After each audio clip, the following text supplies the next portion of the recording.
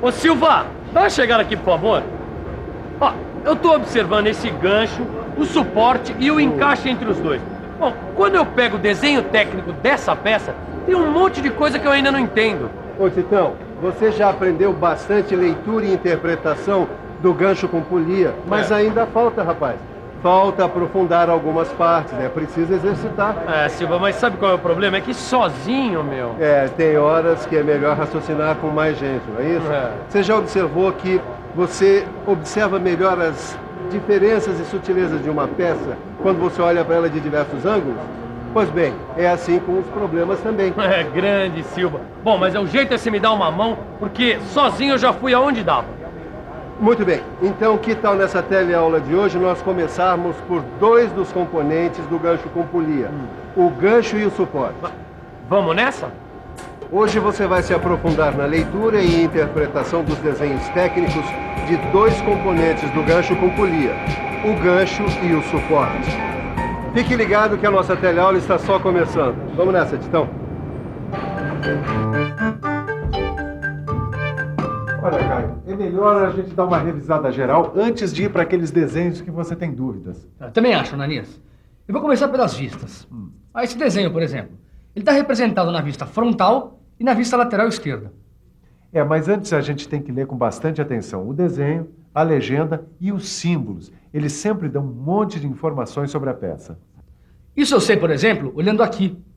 Dá para ver em que diedro foi feito o desenho, em que escala de redução, o material de fabricação, a altura, largura e o comprimento da peça. E se a peça tiver elementos arredondados? Eles vão estar indicados com a letra R na frente das cotas. Que tal? Grande, Caio. Olha, errando, acertando, devagar ou depressa, nós estamos indo no caminho certo e já estamos prontos para fazer a leitura da peça. Vamos lá?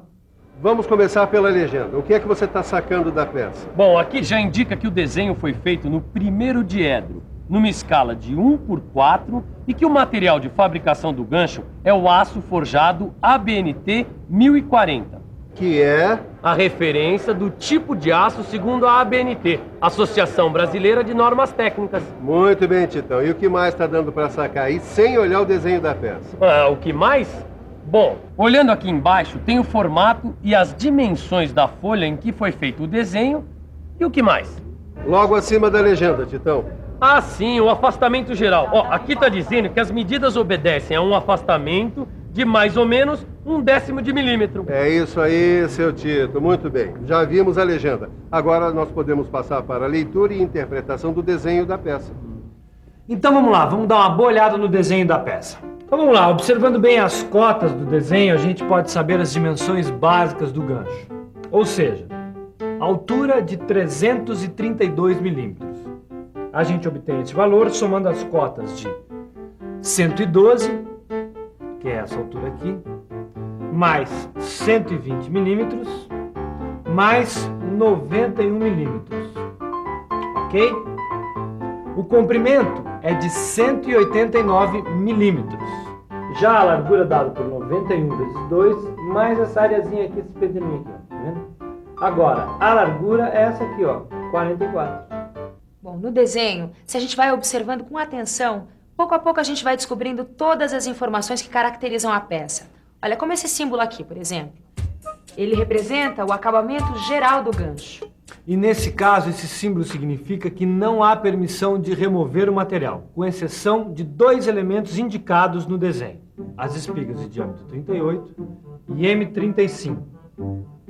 Observe que esta espiga de 38 milímetros de diâmetro tem uma indicação J6 ao lado.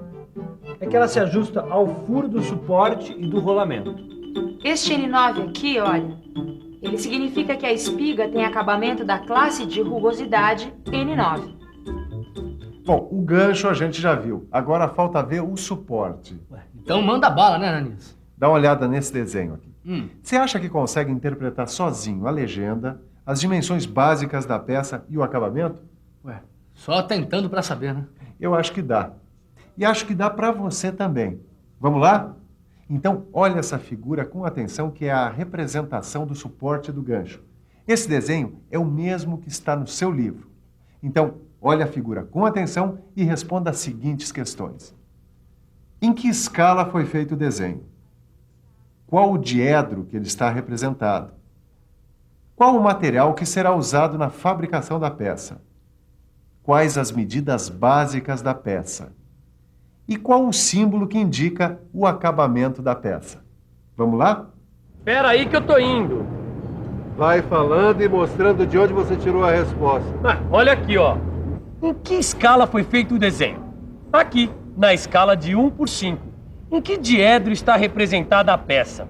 Aqui, no primeiro diedro. E o tipo de material que deve ser usado para fabricar a peça é o aço ABNT 6020 AF, aço fundido. Certo, mestre Silva? Certinho, Tito. E as dimensões da peça? E Ângela, qual é o comprimento, a largura e a altura dessa peça aqui? Bom, nesse caso não basta só ler corretamente, não. Você tem que usar um pouco a cabeça. Vamos pensar um pouco? Vamos pensar um pouco. Deixa eu ver. O desenho apresenta 2 cortes. Vendo frontalmente, fizeram um meio corte. E vendo de cima, fizeram um corte parcial. Então, o comprimento é este aqui, 278 milímetros. A largura é esta aqui, 138 milímetros. E a altura aparece aqui, 303 milímetros. Falta ver o símbolo que indica o acabamento geral. Esse aqui, Ananias, ó. Esse aqui é o símbolo que indica o acabamento geral da peça. E esse outro aqui é que indica como deve ser feito o acabamento do rebaixo. No caso dessa peça, o acabamento deve ser feito no furo com 38 milímetros e 1/10 de milímetro de diâmetro, e o rebaixo do furo de 40 milímetros de diâmetro. É assim mesmo, seu Caio. A gente vai estudando, vai aprendendo e vai dominando o assunto. E quando a gente não sabe, a gente pergunta para quem sabe. Claro. E você, acertou tudo ou errou algumas? Eu errei, cara. Eu confundi a medida do comprimento e ainda me embananei todo com esse símbolo de acabamento. Calma, Tito. Até parece que não pode errar, rapaz. Enquanto você está aprendendo, é hora de errar. Depois é que não vai poder mais. Silva, mas eu fico cabreiro de errar, cara. Você aí em casa, se errou, não tem o menor problema. Entendeu, seu Titão? Agora é hora de estudar, fazer os exercícios e praticar bastante. Depois é só acerto. Quer ver uma coisa?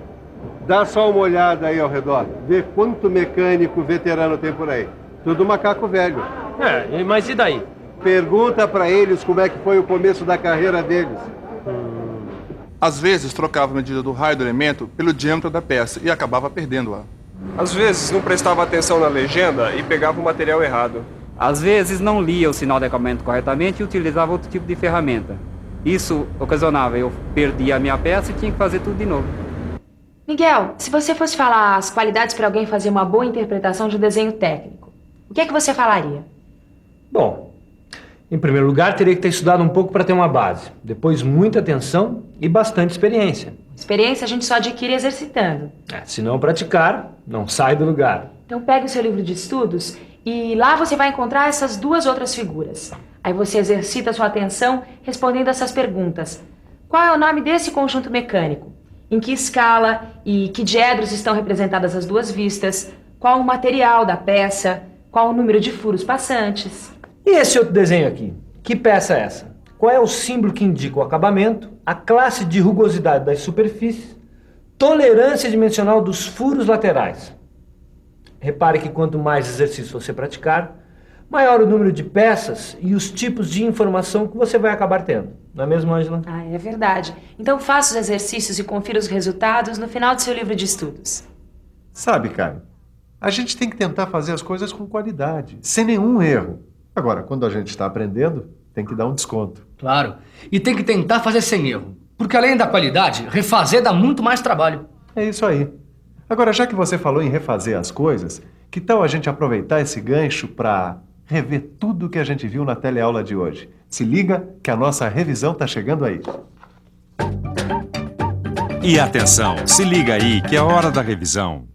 Na teleaula de hoje, você pôde aprofundar mais a leitura e interpretação de 2 dos componentes do gancho com polia, o gancho e o suporte. E aí, Caio? Conseguiu avançar mais um pouco? Ah, as coisas estão ficando cada vez mais familiares. Tem assunto que eu já domino completamente, Ananias. Mas é assim mesmo. E você?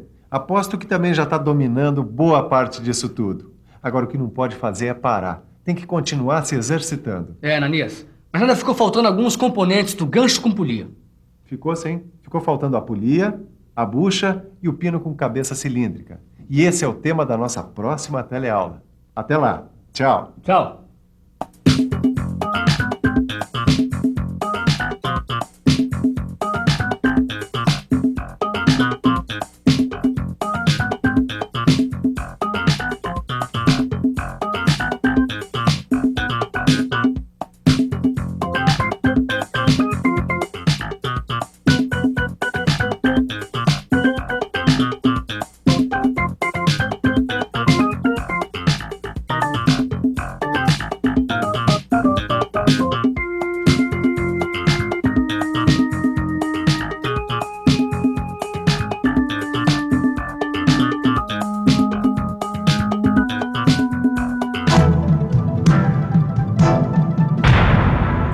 Telecurso 2000, um programa de educação do Sistema Fiesp e da Fundação Roberto Marinho.